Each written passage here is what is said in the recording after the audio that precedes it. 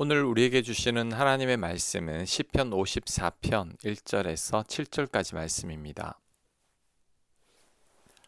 표제어를 보면 다윗의 맞쓰길 영장으로 현악에 맞춘 노래 10인이 사울에게 이르러 말하기를 다윗이 우리 곳에 숨지 아니하였나이까 하던 때에 라고 되어 있습니다. 다윗이 사울 왕의 추격을 받고 있을 때 10사람들이 그를 사울에게 밀고 했습니다. 그때 작성된 시가 시편 54편입니다. 10사람들은 다윗이 숨어 있는 것을 두 번이나 사울에게 밀고 했습니다. 사무엘상 23장과 56장에 그 내용이 나오죠. 다윗은 시편 54편에서 위험과 적대적인 상황 가운데서도 하나님을 자신의 구원자로 인정하고 그에 대한 신뢰와 감사를 표현하고 있습니다. 자, 1절. 하나님이여 주의 이름으로 나를 구원하시고 주의 힘으로 나를 판단하소서. 아멘. 다윗은 주의 이름으로 나를 구원해 달라고 하는데 주의 이름이 어떻게 다윗을 구원하는 걸까요? 히브리인들의 이름이라는 개념은 우리와 다릅니다. 히브리인들의 이름 속에는 그 사람의 존재, 실존이 담겨 있습니다. 그래서 하나님이나 하나님의 이름이 같은 의미로 쓰입니다. 하나님이나 하나님 이름이나 동격인 거죠. 그래서 하나님의 이름으로 나를 구원해 달라고 하는 것입니다. 우리가 기도할 때 예수님 이름으로 기도하는 것과 같다고 보면 됩니다. 예수님 이름으로 기도할 때 예수님을 통해 기도하는 것과 같은 것입니다. 자, 그 다음 주의 힘으로 나를 판단하소서라고 했는데 무엇을 판단한다는 것일까요? 여기서 판단은 나의 억울함을 좀 변호해 달라는 의미입니다. 그래서 세번역 성경은 이 구절을 나의 정당함을 변호해 달라고 번역을 했고, 공동 번역 성경은 내 옳음을 밝히소서라고 번역을 했습니다.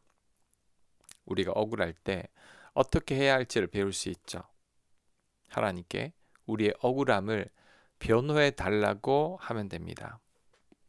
다윗처럼 10사람들에게 반역자로 잘못 오해를 받고 있을 때 하나님께 하소연하면 되는 거죠.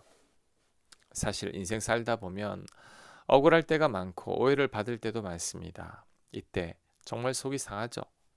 나의 의도를 모르고 내 말을 한 번도 듣지도 않고 상대방 마음대로 나를 나쁜 사람으로 오해하고 있으니 얼마나 화가 나고 억울한지 모릅니다.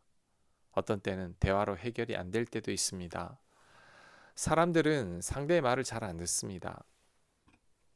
들어도 자기만의 생각이 있기 때문에 내 생각을 쉽게 바꾸려고 하질 않습니다. 이럴 때는 아무리 대화를 해도 소용이 없죠. 정치색이 다른 두 사람이 논쟁하는 것과 같습니다. 억울할 때는 대화로 나가는 게 제일 좋지만 그게 잘 안 되는 경우가 더 많습니다. 이럴 때는 다윗처럼 하나님께 기도해야 합니다. 하나님께 맡기고 하나님께 해결해 달라고 요청하는 게 더 낫습니다. 사람의 마음은 하나님께서 움직이십니다. 우리의 억울함은 하나님께서 신원해 주셔야 합니다. 2절 하나님이여 내 기도를 들으시며 내 입의 말에 귀를 기울이소서.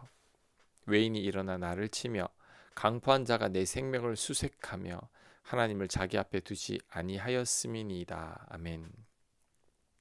다윗은 자신의 생명을 노리는 강포한 자들이 하나님을 자기 앞에 두지 아니하였다고 말합니다. 하나님을 자기 앞에 두지 않았다는 게 뭘까요? 하나님을 전혀 의식하지 않는다는 겁니다. 하나님이 안중에도 없다는 거죠. 하나님이 없는 것처럼 살아간다는 것입니다. 믿음의 사람과 불신의 사람이 여기에서 갈라지죠. 믿음의 사람은 늘 하나님을 의식하며 사는 자입니다. 하나님을 자기 앞에 두는 사람이고 하나님을 자기 안중에 두는 사람입니다. 하나님께 시선을 돌리며 사는 사람이죠. 하지만 불신의 사람은 하나님을 전혀 의식하지 않습니다. 하나님을 자기 앞에 두지도 않고 하나님을 인정하지도 않습니다. 하나님이 존재하지 않는 것처럼 살아갑니다. 이런 기준으로 우리가 믿음으로 사는지 그렇지 않은지를 잘 생각해 봐야 합니다. 우리는 과연 하나님이 내 앞에 계신 것처럼 살아가고 있을까요? 하나님이 안 계시는 것처럼, 하나님이 모르시는 것처럼 살아가고 있지는 않은지요? 우리는 하나님께서 바로 우리 앞에 계시는 것처럼 살아야 합니다. 이것이 코람데오 신앙이죠. 라틴어로 코람데오는 하나님 앞에서라는 뜻입니다. 일상의 모든 순간을 하나님께서 내 앞에 계시는 것처럼 의식하며 살아가는 삶입니다. 내가 행동하고 말하고 생각할 때도 하나님을 의식하는 것이죠. 그래서 하나님 보시기에 부끄럽지 않은 삶을 살아가는 것입니다. 이런 신앙이 코람데오 신앙이고 하나님을 앞에 모시고 사는 삶이죠. 우리 앞에 하나님께서 계심을 인정하고 살아간다면 우리들의 삶이 완전히 달라질 것입니다. 함부로 말하거나 행동하지 못할 겁니다. 쉽게 죄를 짓거나 하나님께서 기뻐하시지 않는 행동을 할 수도 없을 겁니다. 요셉이 범죄할 수 없었던 이유가 바로 여기에 있죠. 보디발 아내의 유혹을 뿌리칠 수 있었던 것은 하나님께서 자신을 다 보고 계시다는 것을 알았기 때문입니다. 하나님께서 자신 앞에 계심을 느꼈기 때문이죠. 그러니 주인의 아내와 범죄할 수 없었던 것입니다. 하지만 우리가 하나님을 앞에 두지 않을 때 우리들은 범죄하게 됩니다. 담대하게 악을 저지르게 됩니다. 다윗을 괴롭히는 악인들처럼 되고 마는 거죠. 다윗도 한때는 이런 삶을 살았습니다. 다윗이 왕이 된 후 풍요와 편안함 상 가운데 점점 하나님을 잊어가고 있었죠. 결국에는 하나님께서 자신 앞에 있다는 것을 느끼지 못하는 지경에까지 이르게 된 겁니다. 그러니 간음하고 살인까지 저질렀던 거죠. 하나님께서 자신을 보고 계시다는 것을 전혀 느끼지 못했던 것입니다. 우리가 이렇게 되지 않기 위해서는 하나님을 늘 내 앞에 모셔야 합니다. 우리가 하나님 앞에 있다는 사실을 잊지 말아야 합니다. 날마다 하나님을 의식하고 하나님을 인정하는 삶을 살아야 합니다. 그럴 때 오늘 시편의 강포한 자가 되지 않을 것입니다. 다윗처럼 실수하지 않게 될 것입니다. 4절 하나님은 나의 돕는 자시라 주께서 내 생명을 붙드는 자와 함께 하시나이다. 주께서 내 원수에게 악으로 갚으시리니 주의 성실하심으로 저희를 멸하소서. 내가 낙헌 죄로 주께 제사하리이다. 여호와여 주의 이름에 감사하오리니 주의 이름이 선하시니이다. 대저 주께서 모든 환난에서 나를 건지시고 내 원수가 보응받는 것을 나로 목독케 하셨나이다. 아멘. 다윗은 시를 마무리하는데 하나님에 대한 신뢰가 가득합니다. 10사람들이 다윗을 밀고 해서 또다시 사울의 추격을 받아야 했지만 다윗은 하나님을 신뢰함으로 오히려 하나님을 찬송하고 있죠. 원수 같은 자들은 하나님 손에 다 맡기고 있습니다. 그러면서 자발적인 예물을 드리며 하나님께 제사를 드리고 있습니다. 또한 7절을 보면 과거에 하나님께서 환난과 원수들의 손에서 구원해 주신 것을 기억하고 있습니다.